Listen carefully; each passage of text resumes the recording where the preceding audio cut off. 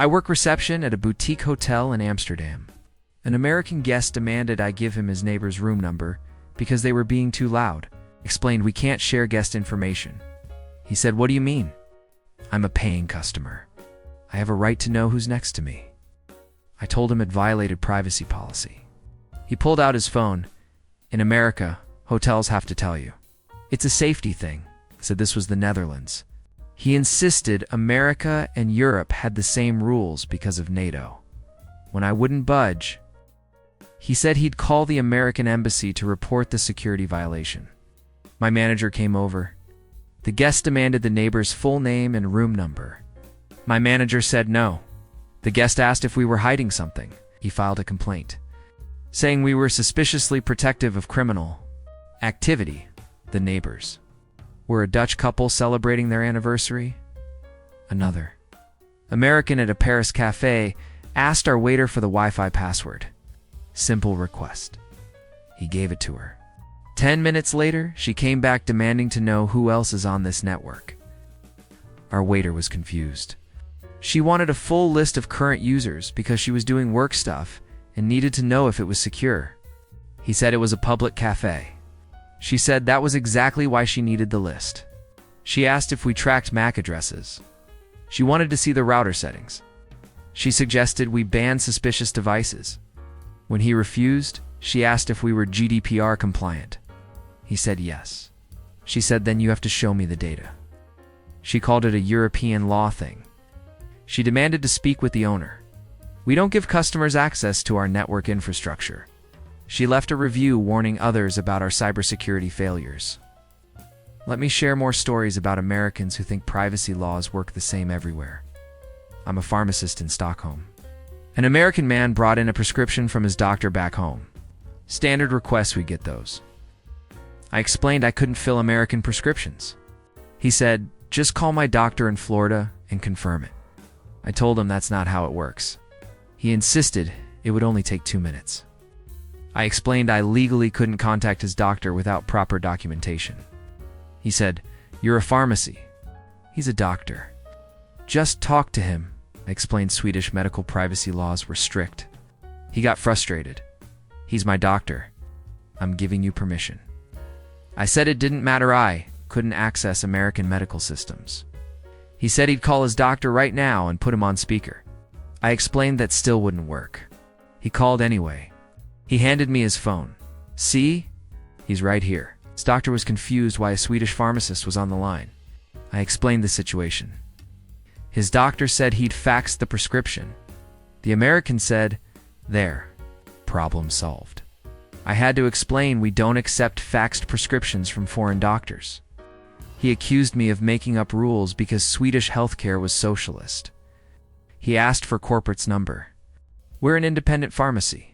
He left threatening to report us to Swedish FDA. Family medicine clinic in Munich employed me as a receptionist. An American woman called asking about her husband's appointment from last week. I asked if he'd signed a release form. She said, "I'm his wife." I explained that, without authorization, I couldn't discuss his visit. She said they'd been married 30 years. I told her that didn't grant automatic access. She was shocked. "You're telling me I can't know about my own husband's health?" I said he'd need to provide written consent. She said this was ridiculous, they shared everything. I explained German privacy laws were strict, even between spouses. She said, "What if it's an emergency?" I told her that would be different, but this wasn't an emergency. She said she was calling from his phone, so technically he was giving permission. I explained that wasn't valid consent. She asked to speak with the doctor. I said the doctor would tell her the same thing. She said in America, spouses could access everything. I told her this was Germany. She hung up and called back, pretending to be her husband. I recognized her voice. She got angry when I called her out. She said we were destroying marriages with our communist privacy laws. I manage a dental office in Copenhagen. An American teenager came in for an emergency filling. 16 years old. We fixed the tooth. His mother called the next day demanding his full treatment records. I asked if she had authorization. She said, "He's 16. I'm his mother." I explained that in Denmark, patients over 15 control their own medical information. She said that was insane. I told her it was the law. She said, he's still in high school. I pay for everything. I explained that didn't override his privacy rights. She demanded to know what we did to her son. I said she'd need his permission. She said he was at school, and she needed the information now. I suggested she ask him directly. She said he wouldn't tell her. That's why she was calling us. I explained I couldn't help without his consent. She said American doctors would never pull this. I told her this was Denmark. She said she'd sue us. I explained she had no legal basis. She showed up in person an hour later. I still couldn't help her. She accused us of enabling teenage rebellion and said European privacy laws were destroying parental rights. Her son called later, embarrassed, and gave permission. She'd grounded him until he told her what the dentist said. I work at a gym in Berlin. An American member asked for a list of everyone who'd used the treadmills that week. Specific request. I asked why. He said he wanted to know his competition times compared to others. I explained we don't share member data. He said he wasn't asking for names, just their running stats. I told him that was still personal information. He said it was anonymous if we removed names. I explained it didn't work that way. He said American gyms post leaderboards all the time. I told him we didn't do that here. He asked if we tracked the data. I said yes, for maintenance purposes. He said, so you have it. You're just choosing not to share it. Explained it was legally protected. He said this was anti-competitive and killed motivation. He wanted to see his ranking. I told him we didn't rank members. He said that was participation trophy mentality. When I wouldn't budge, he tried asking other members directly if they'd share their stats with him. They all declined. He complained to management that we were hiding performance data and suggested we were violating his membership agreement. We weren't. He canceled his membership over our secretive policies. I'm a school administrator in Oslo. An American parent requested a full list of students in her daughter's class names, photos, and parent contact information. She wanted to organize playdates. I explained we couldn't share that. She said every school in America provides class directories. I told her Norway had strict privacy laws. She said she just needed first names and phone numbers. I said no. She suggested we ask parents for permission. I explained we don't do that. She said she'd create a Facebook group instead. I warned her against posting student information online. She said it was her information since her daughter attended the school.